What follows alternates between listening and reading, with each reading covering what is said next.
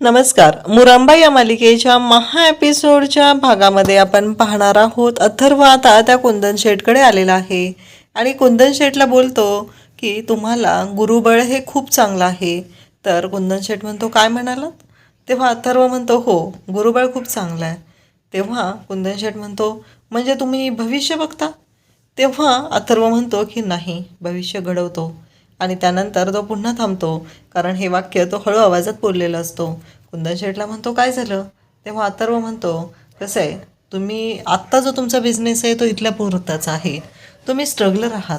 तुम्हाला ना तुमचा बिझनेस वाढवणं खूप गरजेचं आहे. अथर्व अगदी गोड बोलून त्या कुंदन शेठला घोळात घेत आहे. त्याला म्हणत आहे की तुम्ही चुकताय. तुम्हाला आत्ता कसं आहे की हा बिझनेस तुम्ही वाढवला असेल, बरोबर आहे. कसं आहे, तुम्ही सुरुवात शून्यातनं केली असेल. तुम्ही पण कधी काळी कोणाकडे तरी मदत मागायला गेला असाल. पण तो कुंदन शेठ म्हणतो नाही, हा बिझनेस माझ्या वडिलांनी सुरू केलेला आणि तो फक्त मी चालवतोय, मी एवढंच करतोय. त्यावर अथर्व म्हणतो हो का? त्याच्यामुळं सगळं आयतं मिळालेलं आहे, आयतं जेवणाचंच ताट समोर होतं असं अथर्व म्हणतो. खरं तर अथर्वला या सगळ्या गोष्टींचा खूप राग येतो. त्याच्यानंतर तो कुंदन शेठला म्हणतो की आत्ता जो आलेला होता त्याला तुम्ही मदत का नाही केली? तेव्हा कुंदन शेठ म्हणतो गरज काय, मी दुसऱ्याचे प्रोडक्ट घेत नाही. अथर्व म्हणतो कसं आहे, तुम्हाला मदत करणं गरजेचं आहे.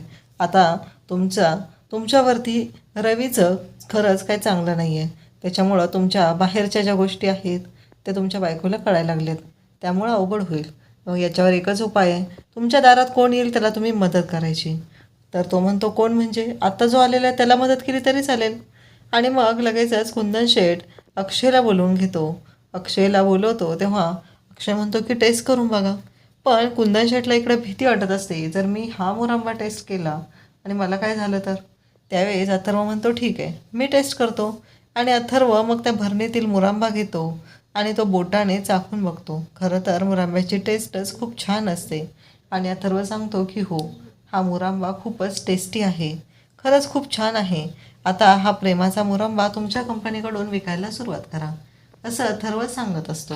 त्यावेळेस कुंदन शेठ म्हणतो हो, आणि अक्षयला तो सांगतो की तुमच्याकडे जेवढा आहे ना माल तेवढा आणून द्या, कारण मी तुमचा माल आता घ्यायला सुरुवात करतोय. अथर्वने खरं तर दुखती जी नस असते दुखरी, ती दाबलेली असते आणि बरोबर त्याच वेळी कुंदन शेठ या सगळ्या गोष्टींसाठी तयार झालेला असतो. अथर्वचं हे जे वागणं आहे ते पाहून खरं तर अक्षय हा अथर्ववरती इम्प्रेस होत असतो. त्यानंतर आपल्याला पाहायला मिळतं की अक्षय आणि अथर्व दोघेही बाहेर येतात. तर अथर्व आणि अक्षय बोलत असतात तेव्हा अथर्व सांगतो की ही लोक कशी आहेत ना, की ह्यांना फक्त ब्रँडिंग हवं असतं आणि आपल्यासारख्याने नवीन काही सुरू केलं तर ते चालत नाही.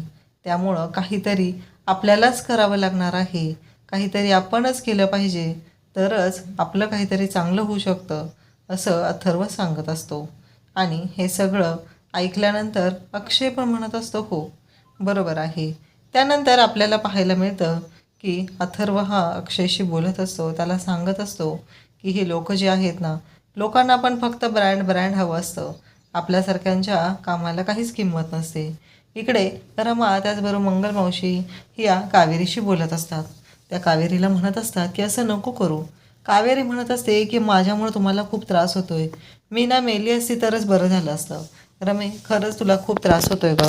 तेव्हा रमा म्हणते की नाही आहे, मला काहीही त्रास होत नाही. मंगलमावशी म्हणते झालं बघीचं सुरू, हे ऐकतच नाही आहे बघ रमा, तूच सांग तिला काय सांगायचं आहे ते, ही अजिबात ऐकायला तयार नसते. तेव्हा रमा म्हणते की मावशी काय चाललं आहे, जरा ते बंद कर बरं गाणं, आईला त्रास होतोय. कारण इकडे एक मावशी म्हणत असते की बघ, तिचं रडगाणं ऐकण्यापेक्षा हे गाणं ऐकलेलं कधीही चांगलं.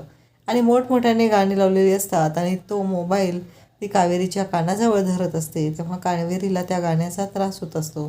कावेरी आत्ता कुठं बरी व्हायला लागलेली असते. त्यावेळेस रमा कावेरीला म्हणते की हो, आता मावशी जे म्हणते ते तर बरोबरच आहे, तुला आनंदात राहिलं पाहिजे की नाही, आणि तुला काय होतं आहे, काय कमी जास्त हवं आहे, हे सगळं पाहायला आम्ही आहोत इथे. सगळेजण तुझी मनापासून काळजी घेत आहेत, तुझ्यासाठी एवढं सगळं करतात, मग तू असं का करतेस? आता बरी होते ना, कॅन्सरसारख्या संकटातनं आजारातनं तू बाहेर पडली आहेस, आणि आता तुझा कॉन्फिडन्स का कमी होतो आहे? इकडे अक्षय अथर्वला म्हणतो की मी कुठंतरी पाहिलं आहे, पण मला आठवत नाही आहे. अथर्व पण तेच बोलत असतो. त्यानंतर अक्षय म्हणतो मला नाही लक्षात येत. अक्षय दोघांसाठी 2 चहाचे कप घेऊन येतो आणि अथर्व म्हणतो की मायसेल्फ अथर्व. अक्षय म्हणतो अथर्व. त्यानंतर तो सांगतो की मायसेल्फ अथर्व सराफ. तेव्हा अक्षय म्हणतो हां तरी मी आठवण्याचा प्रयत्न करत होतो. रेवाचा बॉयफ्रेंड ना. तेव्हा अथर्व म्हणतो हो. आणि मग अक्षय आणि अथर्वचं बोलणं सुरू होतं. चांगलं आठवतंय, चांगला तुला घरात घुसून धुतला होता ना आम्ही. त्यावेळेस अथर्व म्हणतो हो, पण तुला माहीत नाही आहे कसं आहे, नाण्याची एकच बाजू तुला माहिती होती. रेवाने जे सांगितलं त्याच्यावरती तुम्ही विश्वास ठेवला. पण तुला माहिती आहे का त्या रेवाने काय केलं होतं? त्या रेवानेच माझ्या आईला धमकी दिली होती. मला मोलकरीण बनवून वागवायचं आहे घरात. आणि हे सगळं का केलं होतं? तुमची सिंपती मिळवण्यासाठी. तुमच्याकडून तिला तुमच्या नजरेत तिला चांगलं व्हायचं होतं त्यासाठी. खरं तर रेवाला कधीच वाटत नव्हतं की रमाचं चांगलं व्हावं. त्यानंतर आपल्याला पाहायला मिळतं इकडे रमा आईला म्हणते की मी तुझ्या डोक्याला तेल लावून तुझे केस विंचरून देते, अगदी चंपी करून देते, तुला छान वाटेल, हलकं वाटेल. पण कावेरी मात्र म्हणत असते की त्याची काहीच गरज नाही आहे, नको गं, माझे केसच राहिलेले नाही आहेत. मला ना भीती वाटते, लोक मला काय म्हणतील, तुमचे एवढे मोठे केस होते आणि आता काहीच राहिलेले नाही आहेत. त्यावेळेस इकडे मंगलमावशी आणि रमा दोघीजणीही कावेरीची समजूत घालत असतात. कावेरीला म्हणत असतात की जरा शांत हो, सगळं व्यवस्थित होणार आहे. आणि मग रमा कावेरीच्या जवळ जाते आणि म्हणते की तू एवढ्या मोठ्या कॅन्सरला मात करून आता त्याला जिंकलेलं आहेस आणि आता बाकीच्या लोकांचं काय गं, काय विचार करतेस त्यांचा? आणि मग रमा आईच्या डोक्यावरचा रुमाल काढते. कावेरी म्हणत असते की नको काढू, मला खूप वाईट वाटतंय, माझ्या डोक्यावर केसच राहिलेले नाही आहेत, अगदी थोडेसे वाढलेत आता. रमा म्हणते काळजी करू नकोस आई, सगळं व्यवस्थित होणार आहे. किती छान केस वाढलेत तुझे आणि खूप छान वाटतंय, मी तुला चांगली चंपी करून केस विंचरून देते. आणि मग रमा आईची काळजी घेत असते. मंगलही तिथं उभी असते. मंगल पण म्हणते खरंच खूप छान झालेत केस. रमा म्हणते मंगल मावशी हसू नकोस बरं आईवरती, तुला माहिती आहे ना आईला पण या सगळ्यातून बाहेर काढायचे, आपण बाहेर फिरायला घेऊन जायचं आहे. तेव्हा तर कावेरीला धक्काच बसतो. कावेरी म्हणते आता हे काय नवीनच हिचं. पण रमाने मात्र ठरवलेलं असतं. इकडे अथर्व आणि अक्षय बोलत असतात. अथर्व अक्षयला सांगत असतो हो, हे सगळं रेवाने केलेलं होतं. तुला माहिती आहे का, रेवाने मला फसवले, माझ्यावर प्रेमाचं नाटक केलं. पण जेव्हा तिला कळलं की तिचे 2 वेण्या घातलेल्या मैत्रिणीचं एवढ्या श्रीमंत मुलाशी लग्न झालं आहे, ती गोष्ट तिला खटकली आणि तिनं ठरवलं की तुम्हाला दोघांना वेगळं करायचं. तुझ्याही लक्षात आलं असेल तिनं काय काय केलेलं आहे. तुमच्या घरात घुसण्यासाठी तिनं कुठल्या थराला पोचली हे लक्षात आलंच असेल, कारण रेवा काय आहे ते मला चांगलंच माहिती आहे.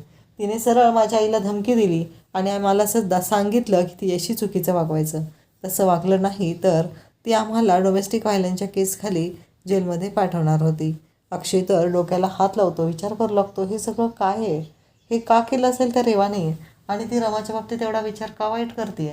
आणि अथर्व आता एक एक पत्ता व अक्षयसमोर उलगडत आहे. त्यानंतर आपल्याला पाहायला मिळतं रमाने आता कावेरीची छान वेणी घातली, म्हणजे जुट्टा बांधला आणि तिला घेऊन बाहेर आली आहे. तर मंगलमावशीही तिला थोडंसं अगदी त्या समजून घेत तिच्याबरोबर वागत आहे. छान अशा रमा आणि मंगलमावशी वॉक करत चालत येत आहेत आणि कावेरीला हसवत आहेत. कावेरीला सांगत आहेत की आता हे आमच्याबरोबर तूही खा आणि हे बघ असं चालायचं. आणि कावेरीला खरंच खूप छान वाटत आहे. अशाच अपडेटसाठी चॅनलला सबस्क्राईब करा. थँक्यू.